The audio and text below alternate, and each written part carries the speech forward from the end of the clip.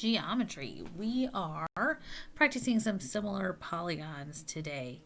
So you should have a file that looks like this in your Google Classroom.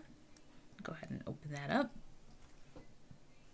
And if we were doing this last year, these would have been little cards that would have been cut out, and you would have been sorting them onto a task sheet. So we're going to put a stack of cards here on congruent and a stack of cards here on similar. Well, you're just going to do it with colors today. So I want you to go through each of these and decide whether the card is referring to figures that are congruent or figures that are similar.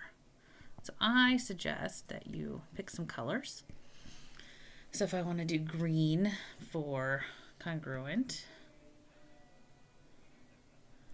and I don't know, maybe pink for similar, then I'll go through and decide. So this first one, if a figure is dilated and reflected across the x-axis. So dilated is when you change size, like when you're scaling a photo, whether you're making it smaller or bigger, but you're not distorting it. That's dilation. And then reflection across the x-axis, you guys know that. It's just like a mirror image. So this one would be similar because it was dilated. So I know that figure 1 goes in the similar box. So I'm going to save myself some work and write number 1 right there.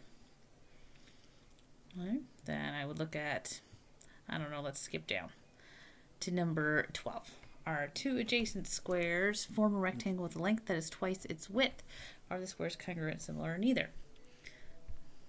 Okay, so I'm kind of thinking to myself, all right, I got two adjacent squares that form a rectangle.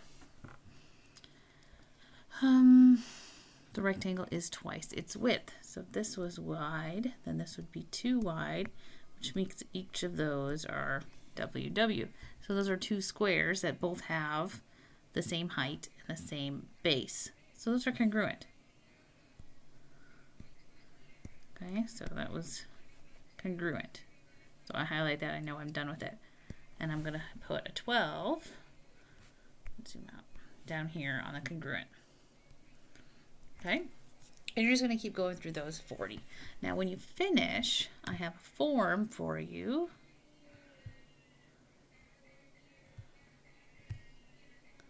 Okay, right here.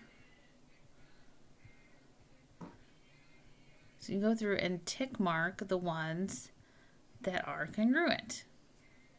So 12 and all the other ones that we decide to write on there. Okay, so I've tick marked a couple.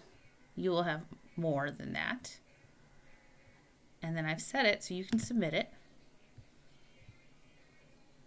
View your score. And it'll tell you if you got those tick marks right, those are lucky guesses, or wrong. And then you can go back and change it. So I want you to take the time and actually change it. Be like, okay, what did I do wrong? But notice there's no edit button down here at the bottom. You have a second tab open though. Click on that tab, go to edit your response, and your original answers are there.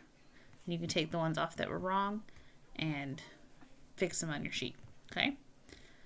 All right, so that's what you are working on today. I will see you in the last 10 minutes, and we'll talk about any of the cards that were a little tricky.